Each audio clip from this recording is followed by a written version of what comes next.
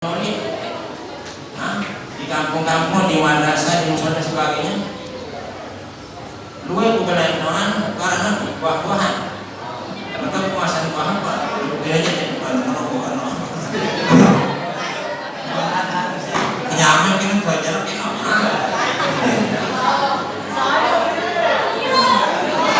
Nah itu apa namanya peringatan kepada peristiwa dulu maksudnya. Itu sebabnya dasarnya.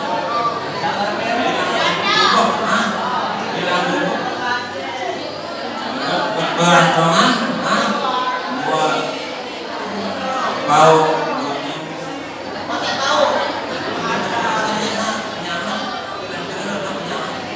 membuat bau yang kurang sana, kurang sana, pun nyamannya gerak-gerak,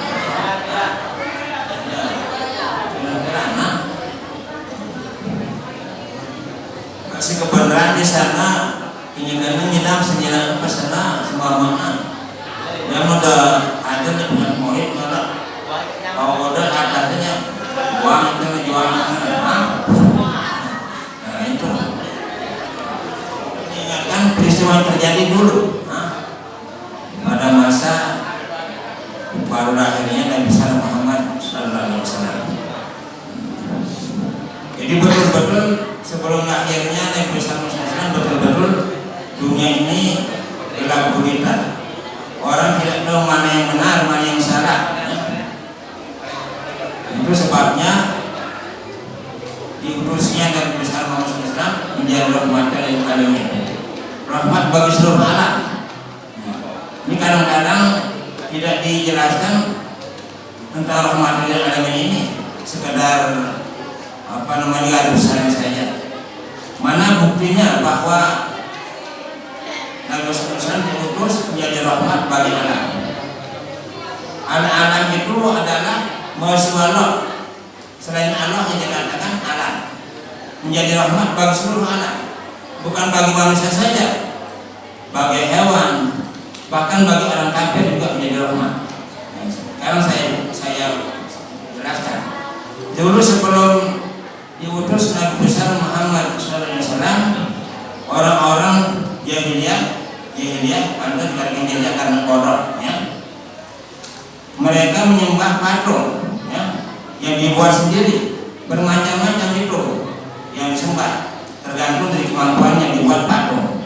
Yang mampu membuat dari emas, yang kurang mampu dari perak, ada dari besi, ada dari kayu, bahkan ada juga membuat patung dari tepung katanya, dari tepung. Nanti kalau lapar itu dimakan tepung itu. Mungkin itu yang biasa mengenai apaan dia kalau tuh harus tepung palang ya kan. Tapi tepung palang campur si nyiur lah. Ini jadi katanan. Dulu itu orang jahiliyah. Padahal dikatakan orang jahiliyah itu orang bodoh. Karena sampai Tuhan yang disembah itu dimakan. Tepung palang si biarna si sembahna kakaknya menelapa, ya. Sehingga katanya Sayyidina Umar itu kalau dia sholat dia menangis, ya. Dia mencucurkan air mata kalau menghadap ke kanan, kalau menghadap ke kiri dia senyum, karena dia ingat dulu perbuatannya pada waktu masih zaman jahiliyah. Dia pernah melakukan itu, dia tertawa dirinya. Dia senyum atas perbuatannya itu pada masa jahiliyah. Terus sampai begitu kita makan yang didekatkan, yang kita anggap sebagai Tuhan katanya. Alangkah bodoh kita katanya. Kemudian meneteskan air mata kenapa? Karena pernah dia mengubur anaknya hidup-hidupan yang perempuan. Pada Sayyidina Umar, dia sedih atas perbuatannya itu. Dia dulu punya anak perempuan, ini ibunya atau istri daripada Umar dapat menyembunyikannya, tidak diberitakan suaminya bahwa anaknya itu adalah perempuan, karena ibunya sangat kasih sayang kepada anaknya. Walaupun itu ada daripada jahiliyah. Kenapa orang jahiliyah itu tidak senang dia punya anak perempuan? Karena akan menjadi beban katanya kalau perempuan. hanya bisa dikerjakan 3R katanya dulu. Apa itu 3R? Kasur, dapur, sumur. Jangan tahu cinta, jangan tahu karena budaya, jangan tahu dapur. Padahal perempuan sangat potensial. Sekarang ini wakil gubernur kita laki perempuan. Perempuan, ya. Menteri Sosial bagaimana laki perempuan? Perempuan. Ada semari namanya. Kemudian gubernur Jawa Timur siapa? Perempuan. Ya. Yang saya harapkan juga perempuan bisa jadi menteri luar negeri. Luar biasa perempuan itu. Datang agama Islam mengangkat rakyat sehingga Rasul mengatakan dalam hadisnya iwadul bilad, orang-orang perempuan itu adalah iwadul bilad yang negara, iwadul bilad yang negara. Insyaallah pasuruhan bila mana yang negara itu atau perempuan itu baik, maka negara itu baik. Wa imposadat kalau tidak baik orang perempuan atau negara itu akan hancur. Karena ibu itu adalah madrasah ula, madrasah pertama yang paling pertama mengajar kita. Siapa yang kita ajar? Ibunya. Semua kita ini murid daripada ibu kita. Kita bisa makan, minum, bisa duduk, bisa berbagai aktivitas dengan ibu kita. Bahkan dalam hadis mengatakan al-jannatu tahta aqdamil ummahat. Surga itu di bawah tapak kaki ibu katanya kan. Nah ini perlu dijelaskan oleh para ustaz ini nanti kalau menjelaskan hadis ini. Ada terjadi ini. Jadi dia ngajar di sekolah dasar. Al-jannatu tahta aqdamil ummahat. Surga itu di bawah tapak kaki ibu katanya. Kalau nanti saya di rumah pulang saya cari ibu saya ingin melihat surga. Saya melihat surga di bawah tapak kaki ibu katanya. Ada ibu saya katanya. Sampai di rumah dicari ibunya, ibu. Menurut penjelasan ibu guru saya tadi di sekolah, karena surga itu di bawah tapak kaki ibu katanya. Dicari surga di bawah tapak kaki ibu, bukan nggak ada. Surga di bawah ibu saya. Karena ada dijumpai kemudian di harap atas katanya. Nggak ada atas jangan ini surga bawahnya yang mana? Ini surga bawahnya.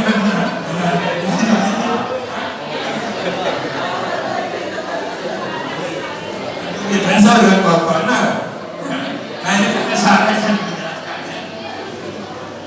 Artinya kita masuk surga, masuk neraka. Dan ibu kalau salah dengan ibu kita masuk surga. Kalau baik pendidikan ibu kita akan masuk surga. Bukan maksudnya secara terlak. Ini kita ya mungkin nanti selain dalam bahasa Arab bukan tempat surga bertambah ibu, tapi dengan didikan ibu yang baik kita insya Allah akan masuk ke dalam surga begitu ya. Itu Islam datang menyanjung perempuan, wanita, demikian perannya luar biasa perempuan. Bahkan dalam Al-Quran ada namanya surah An-Nisa ya. Surah An-Nisa apa? Ada surah Rijal.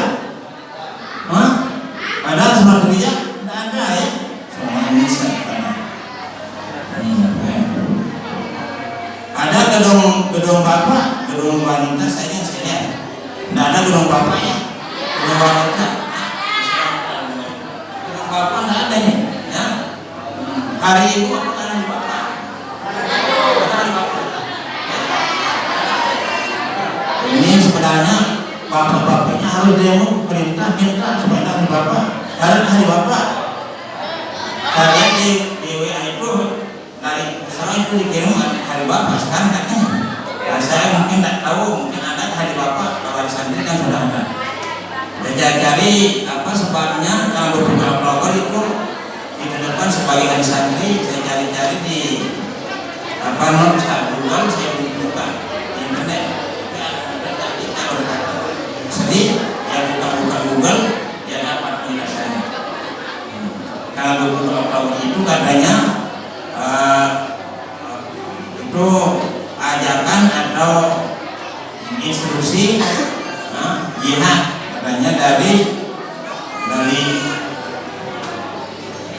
Kiai Haji Hasan Asy'ari ya, jihad tahun 2 Oktober tahun 1945.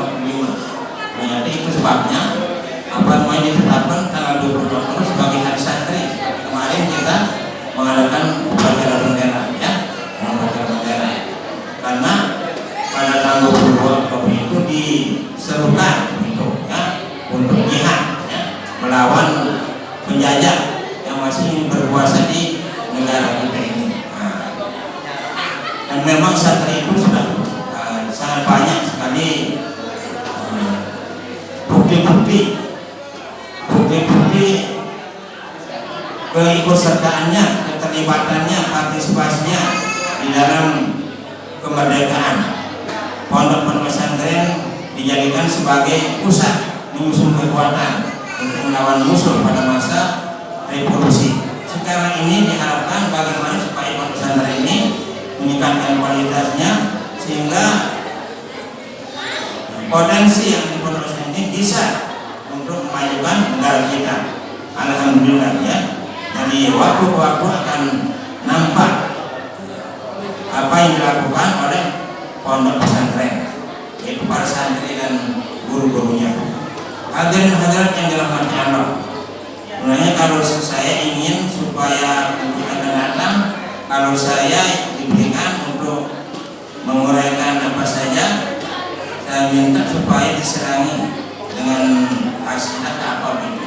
Karena itu yang pertama, ada kedua, supaya tidak jenuh mendengar. Ya. Karena saya bagi persekian orang. Ini sebelum Rasul diutus menjadi Rasul. Nah ini belum tuntas penjelasan, sudah mulai ini kalau mulai ribut ini berarti seperti sudah jenuh gitu ya. Nah itu untuk manusia mati bagi manusia tadi ya. Sebelum diutus Rasulullah SAW, orang-orang perempuan itu dizalimi oleh orang Yahudi. Tapi bukan hanya di Arab saja, katanya orang perempuan itu selalu mendapat tekanan ya, di mana-mana di dunia ini, bahkan tidak dianggap sebagai manusia. Orang perempuan itu adalah rendah derajatnya. Misalnya kalau di Mesir katanya ya, kalau terjadi banjir besar di Sungai Nil, dicari oleh pemerintah Mesir gadis yang paling cantik di Mesir untuk diapakan, dibuang ke Sungai Nil yang banjir. Kasihan misalkan punah. Itu kalau tinggal di Mesir, kalau di bawah banjir terus tinggal semuanya di Mesir itu kan kasihan ya. Sama dengan dulu kan ini masa Belanda, karena mau mede, mau nyarengan, mau di Belanda, dia ini jadi seniman. Jadi tinggal aja sembahyang sholat dengan itu nih, terus ya, agarnya nomornya Belanda. Tapi sudah mereka yang nggak pas.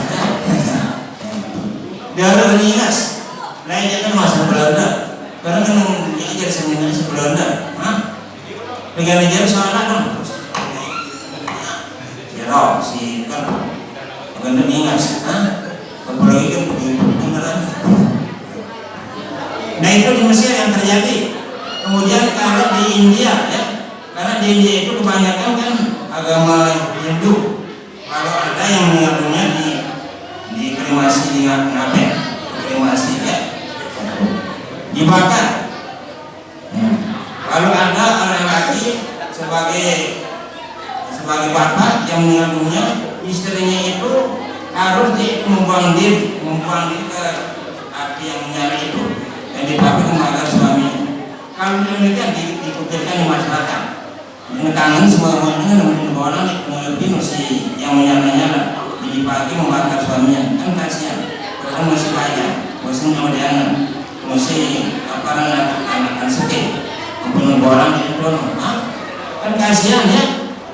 Kemudian di Cina katanya dulu sebelum diutus oleh Rasulullah SAW, dibuatkan anak perempuan itu sepatu dari besi, sebuah kumbena agar tetap beki naina, sehingga tidak seimbang antara badannya dan kakinya. Mereka sedekat itu dasar dia, itu bukan seimbang, tidak seimbang antara awalnya si naina beki naina awalnya ya gerbong, anak kita dikasih dengan banyak rubah ya. Nah begitulah keadaan pada waktu itu. Dikubus dari Rasulullah SAW, semua itu bisa dirubah, dirubah. Sehingga ada orang Amerika yang menyusun daftar orang-orang yang berhasil di dunia ini mengubah dunia.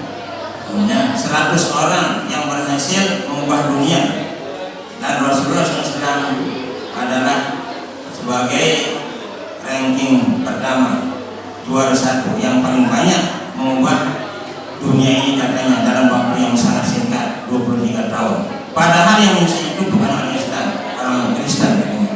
Tapi diakui keberhasilan Rasulullah SAW bisa mengubah wajah dunia ini dalam jangka 23 tahun, menjadi yang tadinya manusia selalu berperang, tidak bisa pernah rukun antara kelompok dan kelompok lain, menjadi bersaudara, ya.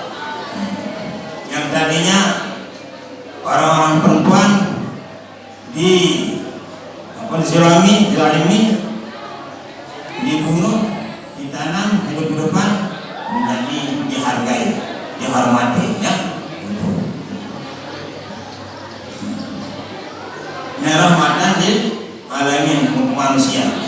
Kemudian hewan, mana buktinya bahwa Islam itu jadi rahmat bagi hewan, ya, bagi hewan, bagi sapi, bagi kambing, bagi ayam, ya, dan bagi hewan yang lain, ya, jadi rahmat.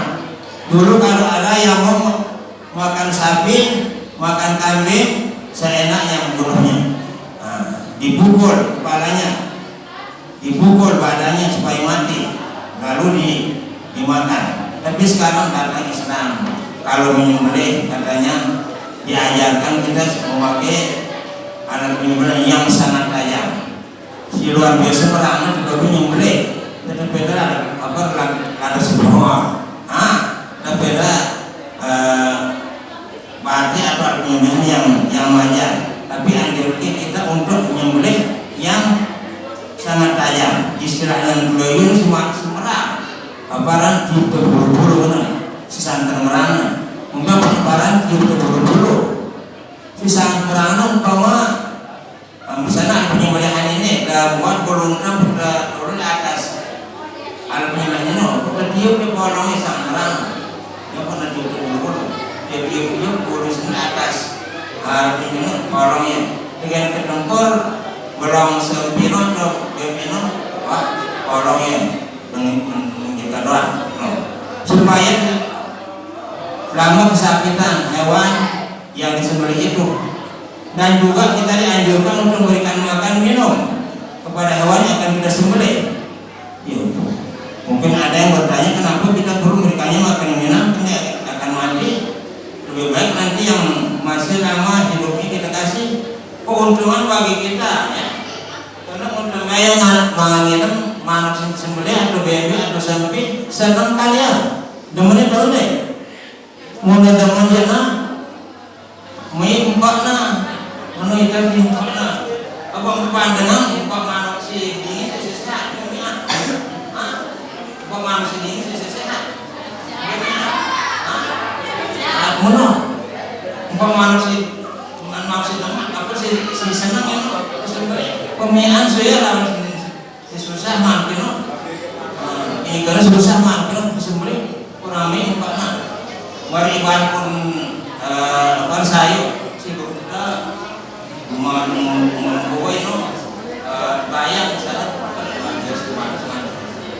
kawan saya ini bedain, kami ya, nah itu bayar Islam luar biasa ya. Bahkan kita diajarkan kalau kita akan menyembelih, misalnya 2, 3 kita sembelih. Dedek atau pegetanya si kita yang boleh batu nah akan takut nanti pegetanya sini yang boleh servis pertama si kedua itu udah jauh baik maksudnya sini boleh pakai jualan ke tempat penyembelihan itu aja Islam. Bahkan dengan sebabnya gitu hewan orang itu bisa masuk neraka ya. Rasul menjelaskan ada orang perempuan yang masuk neraka katanya dengan sebab kucing ya, dengan sebab kucing diikat kucing itu nggak dikasih makan minum itu menyebabkan masuk neraka ya. Kata yang Islam luar biasa. Bahkan ada seorang murid Imam Ghazali ya, sesudah wafatnya Imam Ghazali bertemu di dalam mimpinya. Dilihat Imam Ghazali luar biasa tinggi derajatnya. Lalu muridnya bertanya, "Hai Imam, apakah Imam mendapat derajat yang tinggi ini karena banyak karangannya?" Banyak karya Imam Ghazali, karya Ulumuddin, Minhajul Aidin dan sebagainya banyak ya. Tidak, katanya bukan karena banyak karangan saya, bukan karena banyak murid saya mendapat derajat yang tinggi katanya, tapi karena saya pernah kasihan kepada apa? Si penyelenggara mengarang baru berkaryawan rengit digontok oleh mangsi tinta si gara mengarangnya apa naruhan si Imam Ghazali misalkan rengit ini mulai lalu enak mana apa naruhannya di negara ya itu sebabnya cuma daya tinggi itu luar biasa istilahnya. Ada hewan kita asihani kita berikan makan minum kita dapat pahala dengan daya yang tinggi itu buktinya rahmatan lil hewan ya. Kemudian kalau kepada ini apa namanya tumbuh-tumbuhan bahkan juga ada di dalam di pemerintah melarang kalau tidak ada yang dikhawatirkan tidak membahayakan kita dilarang untuk menebang pohon ya, dilarang untuk menebang pohon. Kami akan mengakibatkan kepada kita kurang oksigen dan sebagainya, kurang kenyamanan di dunia kita ini, kurang nyaman, akan terjadi suhu yang makin naik ya. Nah di dalam peperangan itu tidak boleh ditebang ya, tidak boleh ditebang pohon-pohonan itu, tidak boleh air diracuni, tidak boleh merusak rumah ibadah dan sebagainya. Itu ajaran Islam. Rahmatan lil hayawan, rahmatan lil nabat, tumbuh-tumbuhan. Kemudian kepada orang kafir apa jadi rahmat bagi orang kafir? Bapak contohnya kalau apa namanya dulu sebelum itu Islam, kalau orang kafir melakukan dosa langsung seketika diazab oleh Allah SWT ya. Tapi sekarang walaupun orang kafir itu melakukan mengerjakan dosa tidak langsung ditunda apa namanya azabnya. Kalau dulu kontan seperti misalnya umat Nabi Nuh ya, langsung kan beneran datang banjir besar, hanya 87 orang katanya selamat, hanya 87 orang, yang lain tenggelam. Karena Nabi Nuh berdoa, la tazal al-ardi minal kafirin dayara, katanya, yang kau tinggalkan di bumi ini orang-orang kafir, mereka habiskan semuanya, musnahkan semuanya katanya. Tapi Rasul datang, apa katanya? Alam di kami bainahullah yang namun ya Allah tunjukilah kaum saya, kaumku, semuanya mereka itu tidak tahu. Pada waktu Rasulullah SAW hijrah ke Taif, dilempar oleh orang-orang kafir sampai berdarah-darah karena kakinya Rasulullah. Karena ada orang Quraisy yang ke sana, orang kafir Quraisy ke Taif itu memprovokasi orang Taif.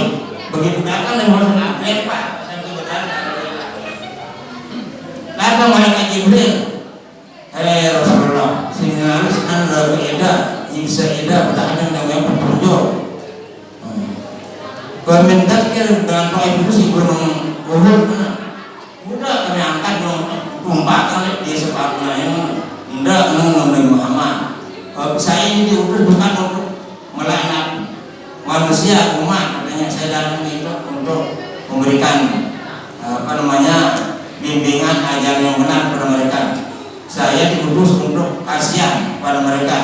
Nah, itu sabda Rasulullah. Saya diutus oleh Allah bukan untuk melaknat, tapi untuk menyelamatkan mereka. Mungkin mereka tidak beriman sekarang, tapi mungkin nanti anak cucu mereka menjadi orang-orang yang beriman. Kalau semuanya itu meninggalkan siapa nanti ya? Punya anak cucu jadi putus keturunannya. Nah itulah akhlak Rasulullah SAW sehingga dipuji oleh Allah dalam Al-Quran, innaka ala khuluqin azim. Ya. Pada suatu waktu Siti Aisyah ditanya oleh sahabat, bagaimana sesungguhnya anak Rasulullah SAW. Siti Aisyah mengatakan hulu Quran. Karena hulu Quran akhlaknya itu adalah Al-Quran. Apa yang tercantum perintah-perintah dan Al-Quran dari halaman pertama ayat semuanya dilaksanakan oleh Rasulullah SAW. Apa yang dilarang semuanya ditinggalkan. Nah itu ya. Antara lain dalam Al-Quran ini perlu kita contoh ini, terutama sekali bagi yang sudah berkeluarga. Kunna libasul lakum wa antum libasul lahum. Mereka itu adalah pakaian bagi kamu dan kamu adalah pakaian bagi mereka. Antum libasul lahum. Antara suami dan istri harus saling menutup kekurangan. Harus menutup kekurangan. Dicontohkan oleh Rasulullah SAW. Pada suatu waktu Rasulullah SAW, karena biasanya katanya sebelum sholat subuh beliau disuguhkan minuman 1 gelas, ya, oleh Siti Aisyah dari Indonesia, ya. Disuguhkan 1 gelas dan Rasulullah SAW menyisakannya 1/2 gelas, agar boleh 1/2 gelas. Rasulullah minumnya 1 gelas. Pada suatu hari katanya ini ya, ini Siti Aisyah salah. Sebenarnya ingin memasukkan gula di air minum Rasulullah SAW. Dan tiba-tiba salah ambil karena mungkin agak gelap dapurnya. Yang diinginkan memasukkan gula tiba-tiba garam. Tapi Rasulullah biasa ini. Ditanya atau kau tahan langsung siang langsung hasil minumannya nih kami keluar langsung numpas dan kanan. Tapi Rasul tidak mungkin jalan biasa agak tetap kesalahan Siti Aisyah mulai kan sedang itu setengah tanya buruk sekali sidang maka sekelasnya lalu sangat haus agak ketemu masih asing. Kalau begitu kalau baginda Rasulullah haus saya akan buatkan lagi minuman katanya. Dia kembali kan tiba-tiba diperiksa-periksa salah yang dimasukkan di minuman itu. Dia tahu bahwa minuman itu garam yang dimasukkan. Sesudah dia masuk kembali ke dapur, itu dulu dirahasiakan kesalahan istrinya oleh Rasulullah SAW. Ada cerita dulu, cerita dari orang tua kita ini. Ini karena dulu kan tidak seperti sekarang memang berupa agar lainnya mulai dengan pengantinan dokternya nginte ya dokter mana keluar.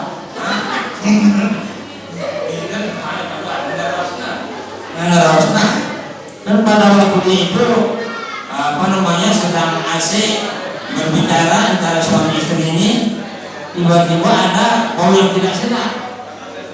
Terus si suami makan mampun pergi benar-benar kesenangan. Kalau ya harus rahasia ayam itu kau ngadap depan yang di dalam saja apa enggak saja orang hajat kan itu lupakan tuh di sini untuk das ini di sini mana panas kan gengsi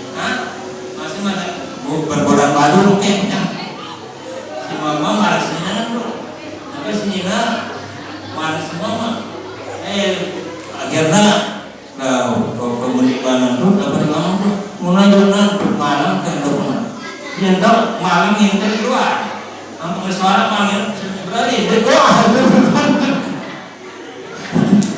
hampir malam ini berarti, itu akibat tidak merahasiakan istrinya, merahasiakan Quran istrinya, tentunya. Kuna libasul lakum wa antum libasul lahur. Ini anak Rasulullah. Kemudian pada satu hari kalau beliau pulang dari masjid ditanya istrinya, apakah ada makanan sekarang atau tidak? Kalau tidak ada, kalau saya puasa katanya. Di negara Rute, mau dengan namanya, kalau itu dia paling papat, bukan nama paling gitu karena menurut ada yang apa puasa kan. Terus pada satu malam, karena banyak yang bertanya pada sahabat di masjid, agak lambat beliau pulang ke rumah, istrinya sudah tidur. Di negara lawa, mendengar kayaknya, menanti tidak senang. Nah, itu dia banyak kami kantor, berdoa lawangan. Saya arti dengar apa dengar singkat berdoa lawan, doa sunnah tidak. Keladnya sejadah nanti di teras untuk menunjukkan. Jangan dengan uras. Kita ini Siti Aisyah. Maaf, kemarin lepas darah kita datang, udah datang. Terus kemarin suaminya yang Rasulullah yang minta maaf kemarin lu ketuanya masih sehingga telah terboleh sehingga kan Rasulullah yang minta maaf pada istrinya. Begitu itu anak Rasulullah SAW. Hadirin yang dirahmati Allah, sepenting berarti kesampaian mereka sebenarnya agar rajin santri-santriwati mengamalkan sholat berdoa. Karena kalau biasanya sejarahnya sholat ini sholat berdoa ini disusun oleh pendiri NUI dan NUI di makam Rasulullah di atas kubur Rasulullah SAW berdoa. Pada waktu menyusunnya itu katanya kekurangan kertas majid manusia. Tiba-tiba orang berguna datang kayak kertas dilekatkan. Boleh pada nyusun selawat doteng sini, selawat doteng di atas kubur Rasulullah SAW. Itu banyak di antara jamaah haji